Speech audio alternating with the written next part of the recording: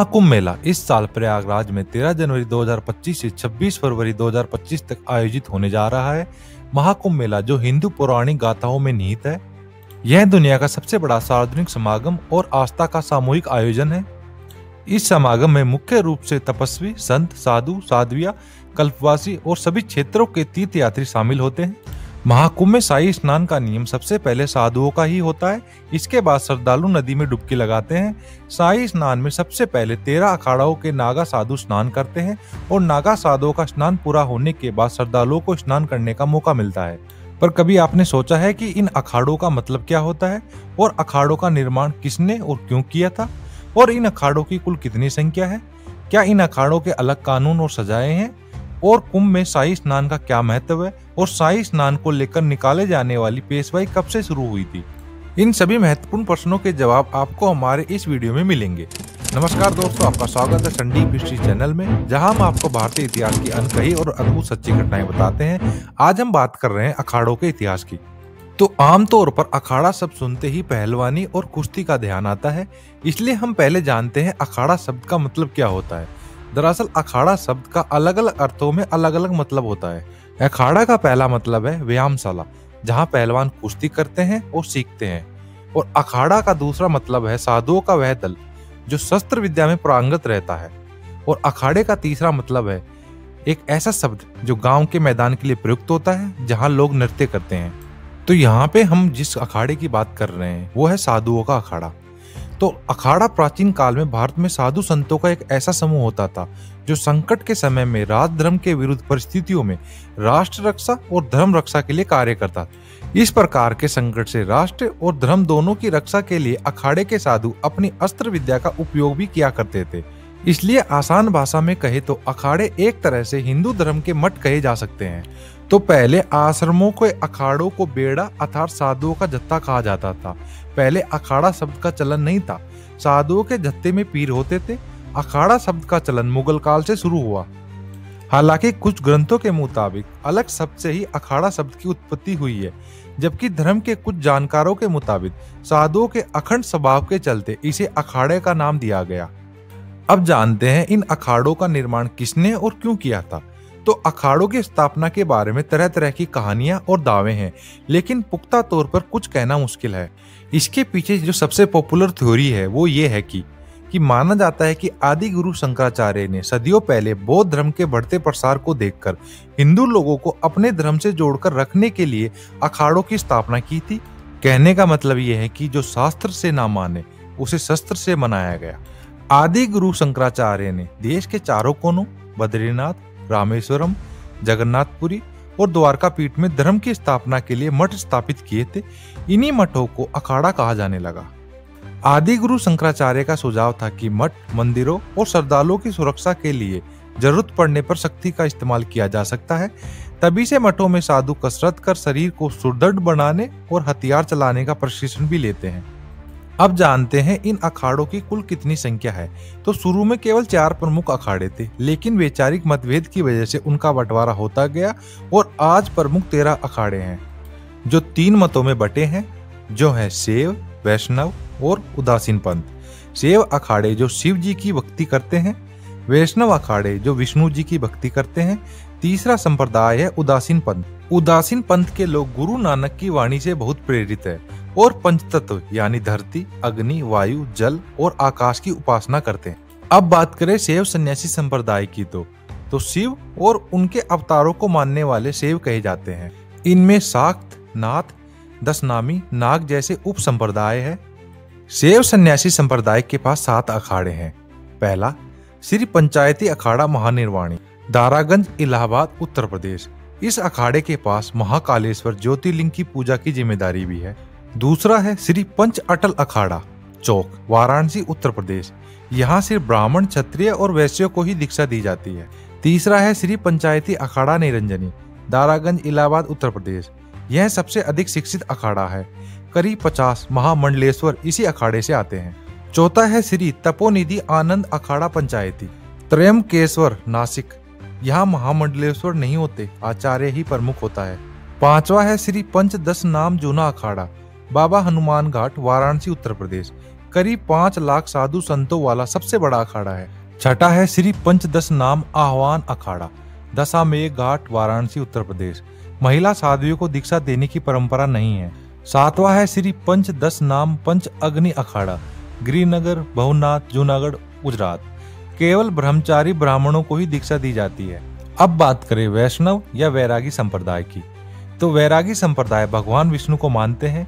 इनमें कई उप संप्रदाय हैं, जिनमें बैरागी, दास, रामानंद, बल्लभ, निर्वाक, माधव, राधा वल्लभ, सखी और गौड़िया आदि है। इनके पास 3 अखाड़े हैं। पहला श्री दिगंबर अनी अखाड़ा, श्यामलाजी खाक चौक मंदिर, सांबर कांथा, गुजरात। वैष्णव संप्रदाय में राजा का दर्जा दिया जाता है। दूसरा श्री निर्वाणी अनी अखाड़ा, हनुमानगढ़, अयोध्या, उत्तर प्रदेश। वैष्णव संप्रदाय के सबसे ज्यादा अखाड़े इसी अखाड़े के पास है। तीसरा है श्री पंच निर्मोही अनी अखाड़ा, धीर समीर मंदिर, बंसीवट, वृंदावन, मथुरा, उत्तर प्रदेश। अखाड़े में तैयार होते हैं कुश्ती के पहलवान, जहाँ के कई संत प्रोफेशनल पहलवान भी रह चुके हैं। अब बात करें उदासीन संप्रदाय की, तो यह सिख साधुओं का संप्रदाय है। सनातन धर्म को भी मानते हैं। इस संप्रदाय के पास 3 अखाड़े हैं।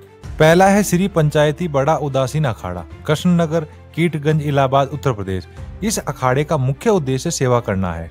दूसरा है श्री पंचायती अखाड़ा नया उदासीन, कलखन, हरिद्वार, उत्तराखंड। 8 से 12 वर्ष तक बच्चों को दीक्षा दी जाती है। तीसरा है श्री निर्मल पंचायती अखाड़ा, कलखन, हरिद्वार, उत्तराखंड। इस अखाड़े में द्रुपमान पूरी तरह से वर्जित है। इसके अलावा भी अन्य सिख, वैष्णव और शैव साधु संतों के अखाड़े हैं जो कुंभ स्नान में भाग लेते हैं। इस तरह कुल मिलाकर आज 13 विभिन्न अखाड़े समाज और धर्म सेवा के क्षेत्र में कार्यरत है। इन सभी अखाड़ों का संचालन लोकतांत्रिक तरीके से कुंभ महापर्व के अवसर पर चुनावों के माध्यम से चुने गए पंच और सचिवगण करते हैं। ये सभी अखाड़े हिंदू धर्म से जुड़े रीति रिवाजों और त्योहारों का आयोजन करते रहते हैं।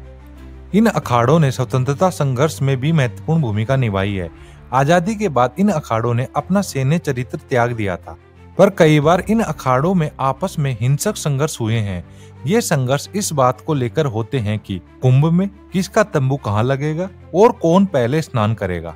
जब ये वर्चस्व की जंग ज्यादा होने लगी तो उसी का नतीजा यह हुआ कि 1954 के कुंभ में मची भगदड़ के बाद टकराव और अव्यवस्था को टालने के लिए उसी वर्ष में अखिल भारतीय अखाड़ा परिषद की स्थापना की गई, जो सरकार से मान्यता प्राप्त है। इसमें कुल मिलाकर 13 अखाड़ों को शामिल किया गया है, जिनमें सभी मान्यता प्राप्त अखाड़ों के 2-2 प्रतिनिधि होते हैं और आपस में समन्वय का काम इसी परिषद के जरिए होता है।